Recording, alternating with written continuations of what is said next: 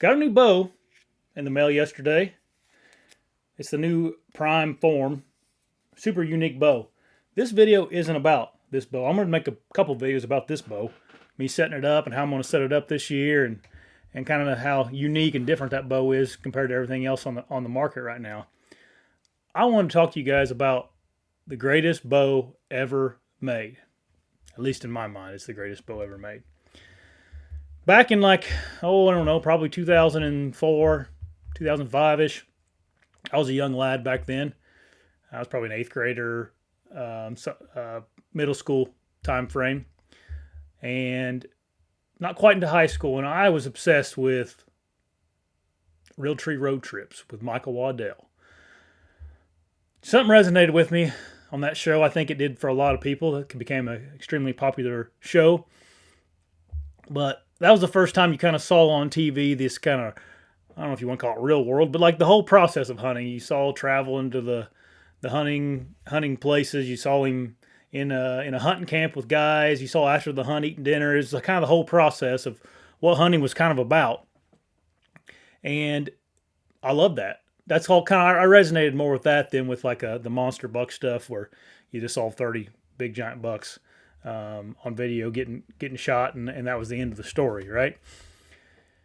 And in those videos, Michael always shot Hoyt Xtec. I think he shot a couple different types of bows, but I really like this Hoyt Xtec. And at the time, I just had I think it was an old high country I got when I was a young boy, and I was still shooting that. And man, I wanted this Hoyt Xtec so bad. I wanted it so bad. Fast forward a handful of years, probably in about 2007, 2008, this bow wasn't on the market anymore, and it was discontinued, and Hoyt moved on to bigger and better things. And I was at Bass and Bucks, which is my favorite archery shop here in Indiana. Was in my little hometown there, and I walked in, and on the used section, here hung this bow right here, a Hoyt Xtec, and holy cow, did I ever have to have this thing. Now, I don't remember exactly how much it was used, maybe $300. That sounds about right to me, $300 or $400. But as a 16-year-old kid, I didn't have $300 to waste on this. So Josh Butcher, who's runs the archery department there at Bass and Bucks, put this thing on layaway for me and let me make payments on it. And I don't know exactly how long it took me to pay it off. I think my mom ended up going in there and maybe paying it off for me eventually for a birthday gift or a Christmas gift or something. But this was mine. And in my opinion, this right here was the greatest bow ever made at the time.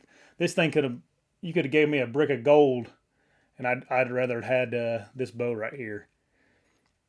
Just something about it fit me real well.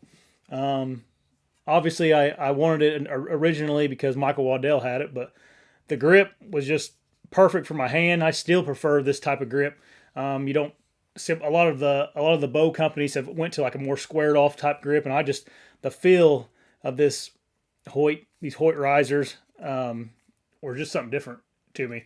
I also just like the uniqueness of the bow. At the time, the split limbs wasn't as popular, and it was just something different, man.